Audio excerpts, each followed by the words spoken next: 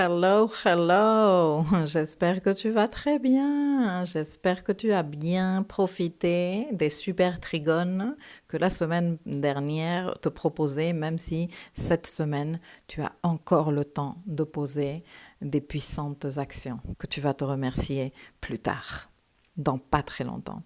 Bon, nous démarrons cette semaine, la semaine numéro 34, celle qui va du 22 août au 28 août 2022. Et j'ai appelé cette semaine « Basons-nous sur les faits pour décider et planifier ». Pourquoi je te dis ça? Eh bien parce que Mars est en Gémeaux. Et Mars en Gémeaux, on le ressent très fortement. On ressent l'accélération mentale, on ressent le plein d'idées, on ressent le vouloir trop faire et ne rien faire en fin de compte. Tu vois, nous accélérer sur place. À l'heure où tu seras en train de visionner cette vidéo, la capsule sur la rétrogradation de Mars, les caractéristiques de Mars en Gémeaux, qu'est-ce qu'on peut s'attendre comme manifestation pendant la rétrogradation de Mars en Gémeaux, et tout ça, aura déjà été publié, et je pense que tu auras déjà suffisamment d'éléments pour mieux t'accompagner dans toute cette accélération. La semaine dernière, nous étions encore en train de travailler le poids des responsabilités, soit parce que des responsabilités que nous n'avons pas su honorer se sont présentées devant nous et on dit « Eh, soit tu t'occupes de moi, soit ici il va y avoir un problème », soit parce que tu as eu des résultats d'engagement que tu as fait avec toi-même ou avec un projet ou une situation et que cela t'a fait envisager de façon beaucoup plus sérieuse le projet en question et donc le poids des responsabilités de « Ah là là, mais oui, c'est en train de donner des résultats et maintenant il faut que je m'engage davantage. » Voilà. Donc, l'une ou l'autre ou toutes les deux, la semaine dernière. Des trigones à gogo pour te soutenir dans tes projets de consolidation de ce que tu veux faire, avec tout le soutien de l'univers. Et puis l'entrée de Mars en Gémeaux, comme je te disais tout à l'heure, qui vient accélérer pas mal la situation mentale. Et ma meilleure recommandation est vraiment de faire le nécessaire pour créer autant de calme que possible dans ton intérieur. Nous sommes face à de nombreuses semaines de travail avec Mars en Gémeaux. Mars en Gémeaux, comme je t'ai expliqué dans la leçon que j'ai faite à ce sujet, va venir générer beaucoup d'urgence et beaucoup d'agitation mentale. Si nous ne faisons pas le nécessaire pour contrebalancer cette énergie, on va tous partir en accélération, on va tous terminer par nous engueuler les uns avec les autres et on va tous terminer par faire un burn-out mental, intellectuel. Donc c'est super important, et c'est pour ça que je te le dis super sérieusement, de commencer à créer les pratiques ou renforcer les pratiques qui te permettent de calmer et de stabiliser ton système nerveux. Pratiquer le slow living. Pratiquer la méditation ou n'importe quelle autre pratique de recentrage et d'apaisement intérieur. Super important, super important. Pour rappel, tous les détails et toutes les informations complémentaires, tu les trouves dans le dossier Climat Astral 2022 et je te laisse le lien ci-dessous. Bon, avec tout ceci en tête, et en ne pas oubliant cette recommandation qui est la plus importante, abordons les événements de la semaine.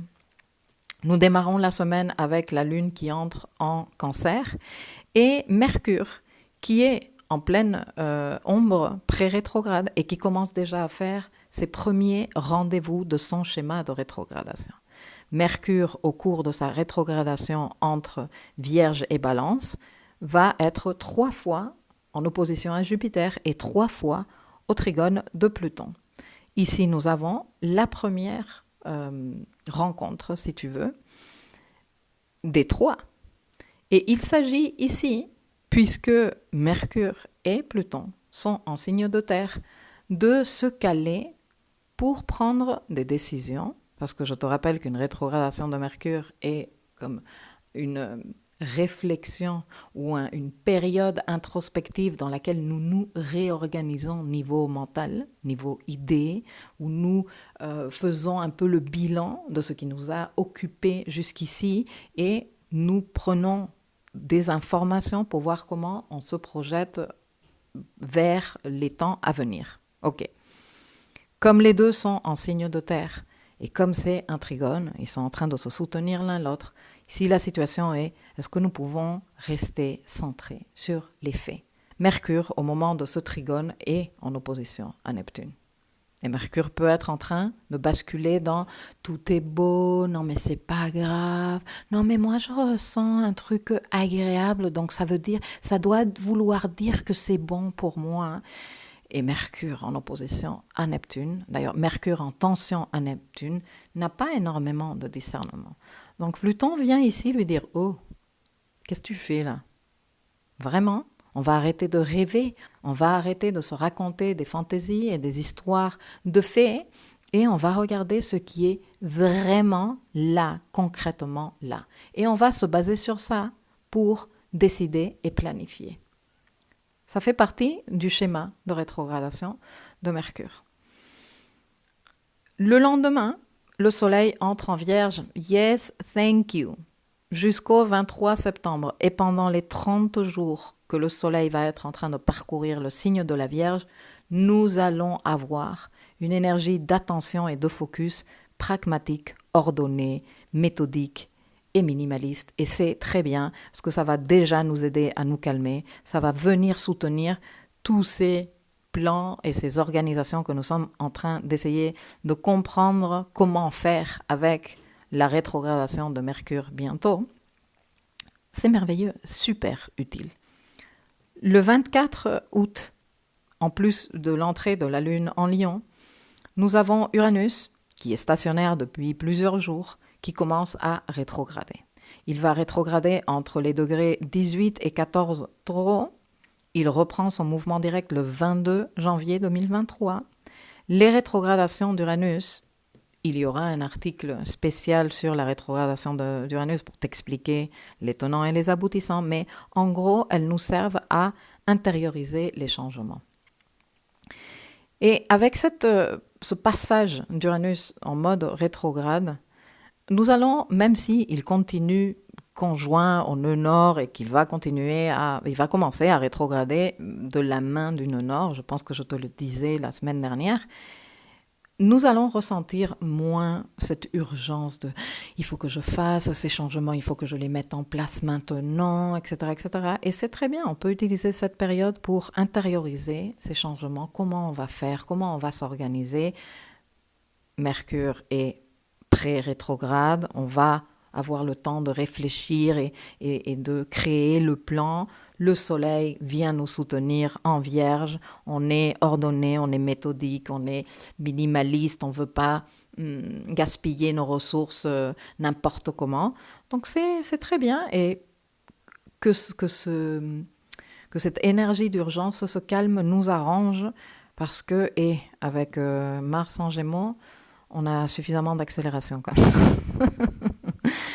Donc voilà, tu as devant toi plusieurs mois pour faire un processus d'introspection et d'intériorisation de ces changements que tu veux mettre en place. Et à partir de début d'année 2023, ce sera le moment de peut-être mettre toutes ces décisions dehors. Mars sera aussi en train de reprendre son mouvement direct, nous aurons plusieurs changements de signes, Saturne va entrer en Poisson, Pluton va entrer en Verseau, bref, je te parlerai de tout ça le moment venu. Pour l'instant, voilà, quelques mois devant toi pour dire ok, ces changements je veux faire, ok, est-ce que je peux les prioriser, ok, voilà, tout ça, toute cette réflexion qui te correspond.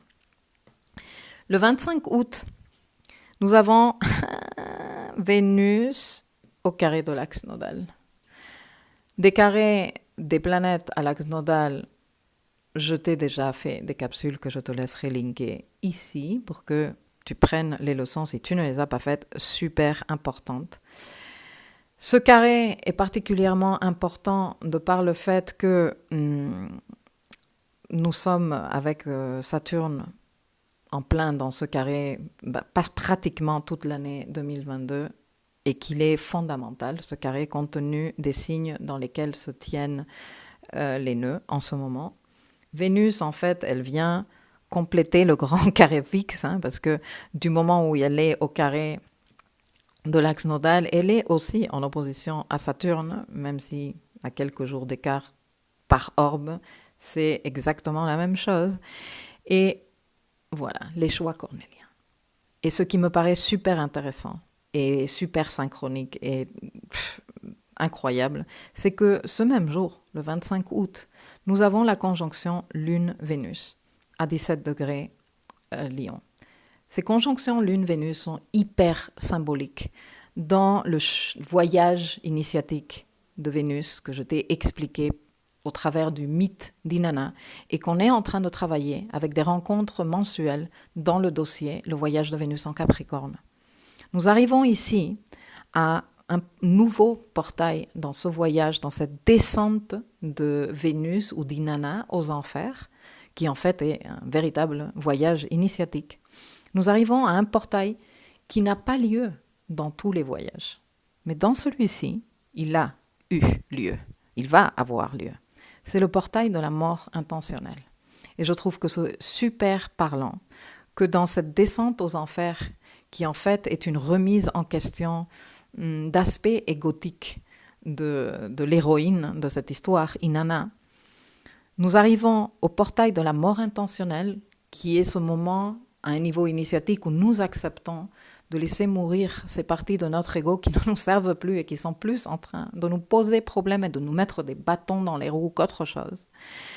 Et que ce portail, nous allons être en train de le traverser pile au moment où Vénus, et donc avec la Lune, se trouve au carré de l'axe nodal, pile dans une année où nous sommes en train de faire des choix super importants à un niveau individuel et à un niveau collectif de terminer ou de briser des cycles karmiques ultra anciens.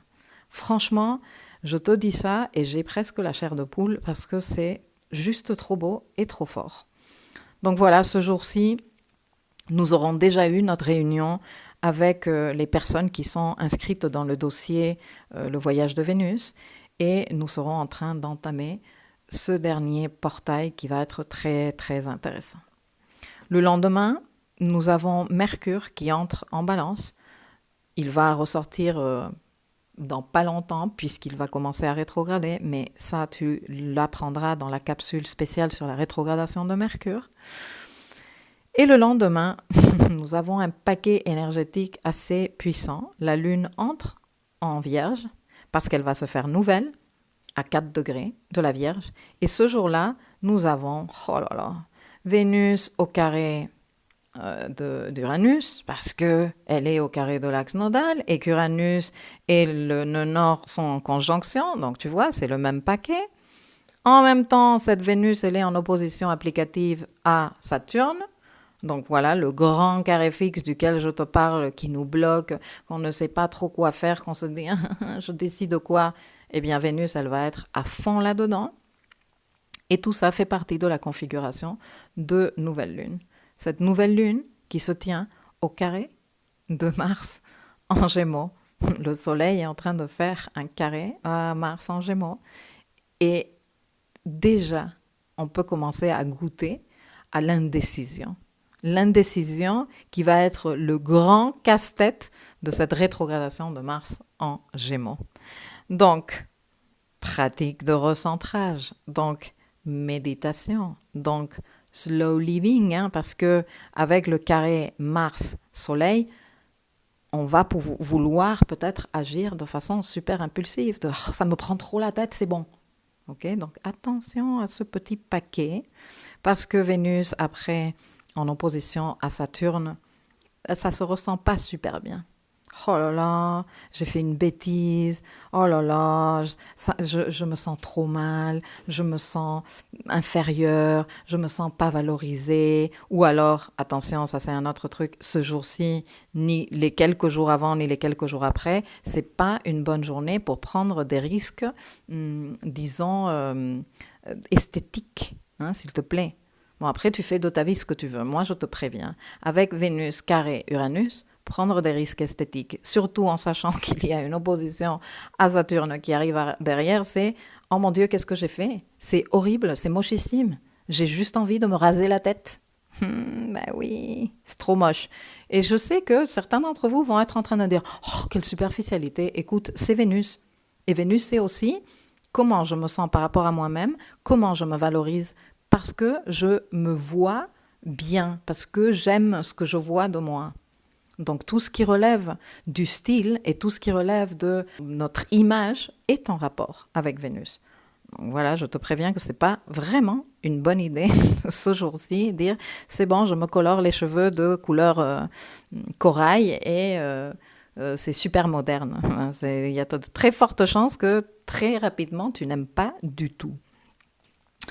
Donc voilà pour cette semaine. Ici donc démarre une nouvelle lune, un nouveau processus, un nouveau cycle lunaire en Vierge, donc bien imprégné de toutes ces qualités que moi j'adore. J'adore la saison Vierge, j'adore l'énergie Vierge, dont on a très grand besoin, surtout compte tenu de ce qu'on va être en train de vivre dans la deuxième partie la dernière partie de l'année et le début de l'année prochaine. Et pour cette date-ci, j'aurais déjà fait une capsule, je serais déjà venue te parler de cette nouvelle lune et on aura déjà discuté des tenants et des aboutissants. Voilà, eh bien j'espère que cette information t'est d'utilité. Bonne semaine à toi et à la semaine prochaine.